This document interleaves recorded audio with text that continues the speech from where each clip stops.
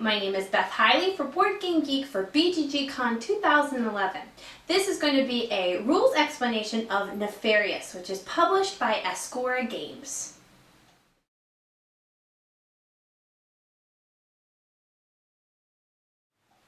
For setup, each player is going to take their player board, which is their layer. They're going to take the 5 meeples in their, or minions in their color, a value of 10 money, and then every person's going to get their own set of action cards, also in their player color.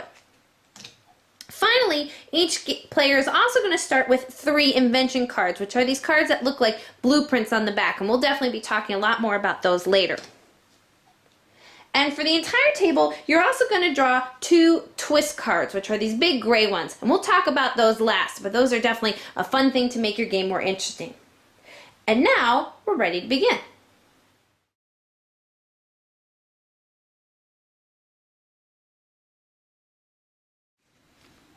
Every player has the same set of action cards in their player color. So at the same time, everyone is going to select one of those action cards and put them face down. And once everyone is ready, we're going to flip them face up.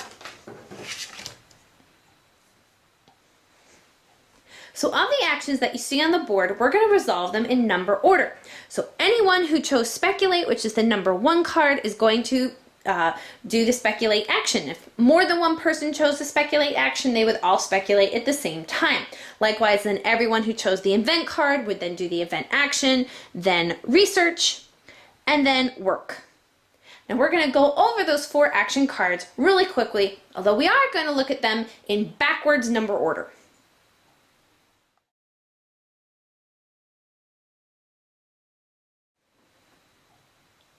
Again, going in backwards number order, if anybody chose the Work action, this is going to be the last action to be resolved. You are just going to gain 4 money, which you will put in the vault on your player mat or your layer.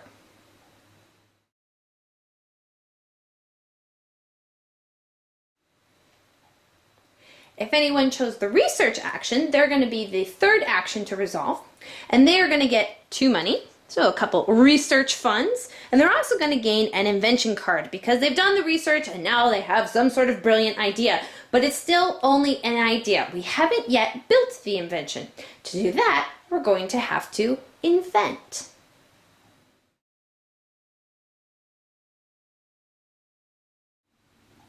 Well, now that we have some invention cards, which you probably gained some through that research action, you also started the game with some, we want to build one. So you're going to choose which one you want to build, and when you choose the Invent action, you get to flip it face up and put it next to your player board. You're going to have to pay this cost in money, so this Super Android is going to cost me 19 money, and then you're going to get this many victory points. Now there are special effects that these cards may apply, some of which will be to the table and some of which will be to yourself, and sometimes those will happen at the same time. So we're going to look at a couple of examples of invention cards and just learn about the different symbols that you might see. Well, here's an example of some of the different types of invention cards. If it has nothing in this white box, it just means it has no particular special power, although it does have quite a lot of victory points usually. If there are something in this box, then there's 2 major types of effects. If it's a green arrow, it's going to affect yourself, and if it's this triple red arrow, it's going to affect everyone else at the table. So for example, if I played the Aging Ray, everyone else at the table is going to lose a minion, but guess what? So am I. Now, in the case of a genetically engineered virus, like this card, there are 2 effects, and they happen to both apply to me. So if there's more than one effect on the same card, you're going to start at the top and work your way down. So first, I'm going to gain an invention card, and then I'm going to lose an invention card. So I could pick any one from my hand to lose. Now, if you happen to see a card with a slash, like here, that you notice in the delicious byproducts, that means that I get something for something else. So in this case, it's an effect that applies to me, and I'm going to get some money for each completed built invention that I have. So one that I've used the invent action to flip over and lay next to my board. And you'll notice that little symbol, it actually has a picture of a machine. It's actually the completed picture of the back of the invention cards. This is just a blueprint since it's just an idea, and then this is a picture of the completed idea. So anytime you see that slash, it means something for something else.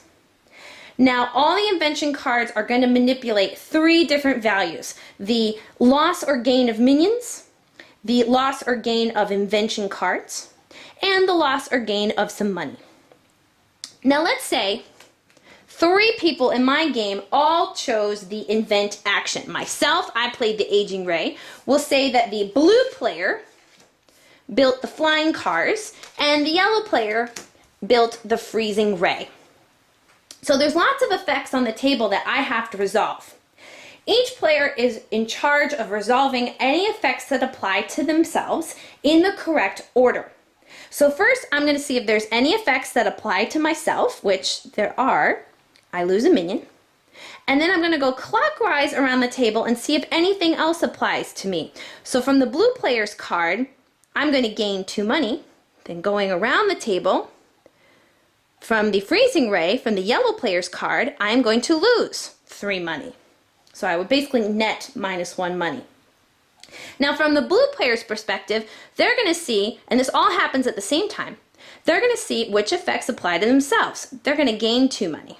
Then they are going to go clockwise from their position. So next they will lose 3 money. And finally, they will lose a minion. So things resolve in different orders depending on where you're sitting at the table. And again, each person is in charge of resolving their own effects in the correct order depending on where they're sitting.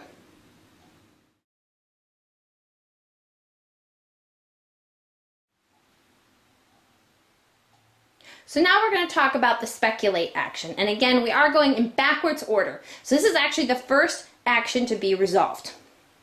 Now when I speculate, I'm going to pay to place 1 minion, only one of these 4 areas. And the cost for those is printed right below them. It costs 0, 2, 1, and 1. And those costs are also repeated right up here on the speculate card as well to remind you. Now, so let's say I wanted to place a minion here on the invent area, then I'm going to have to pay 2 money to the bank. Now, what does that get me? Well, hopefully it gets me money.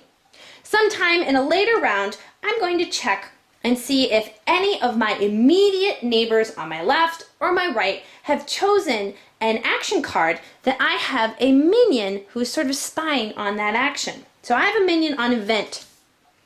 Let's say the red player is my immediate left player. When we reveal all of our action cards, I say, hey, you picked the action card that I am speculating on. So I'm going to get 1 money for each minion in that area. So I'd get 1 money. If over the course of a couple speculations I ended up with 2 minions in that invent area, if this were the case, I would get 2 money for my neighbor on my immediate left here. Now let's say the purple player is on my immediate right. In this case, I would get a total of 4 money, 2 from the red player and 2 from the purple player. And for one more example, let's say I also had a minion over here on research. And maybe the player all the way on the other side of the table happened to pick the research card. I would get 2 money for the invent card from the red player on my immediate left. I'd get 2 money for the invent card from the purple player on my immediate right. And I would get nothing for this research card. I may have a minion placed there, but that player is too far away. So I'm not going to get any money, even though I happen to have a minion who is placed in that area. So make sure, and that's very important, so I'm going to say it one more time, it only affects your immediate left and your immediate right neighbor. So if there's anything more than a 3-player game, there's going to be people at the table that you can't speculate on.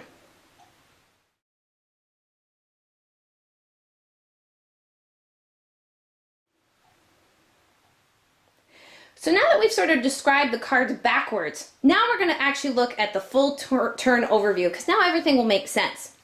So we know that everyone is going to choose 1 action from their action cards, and then we're all going to reveal them at the same time. Now, before we actually go into resolving those, starting with speculate, first we're going to see if anybody has any minion matchups, and we're going to pay those out. So for each minion that you have in an area that matches up with your neighbor's action card, you're going to get 1 money per minion. Then we're actually going to go in and resolve the individual actions. So first, anyone who chose speculate is going to pay to place some minions. Then people are going to invent. Then the people who chose research. And finally, the people who chose work. And once we're through all that, we're going to check to see if there is a winner.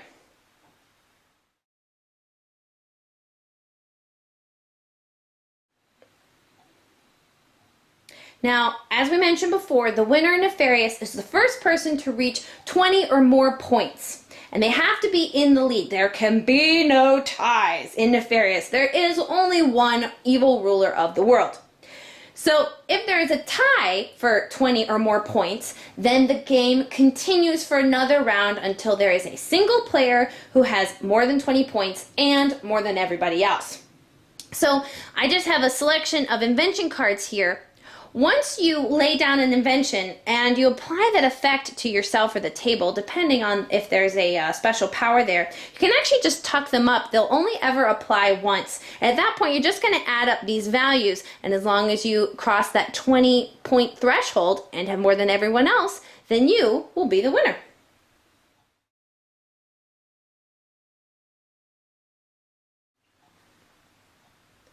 Well, now that you know how to play the game, you could start right away. But there's one more twist that we're going to add that really makes this game incredibly addictive, and those are the twists. So there are these cards that look like little newspapers, and you're going to flip over 2.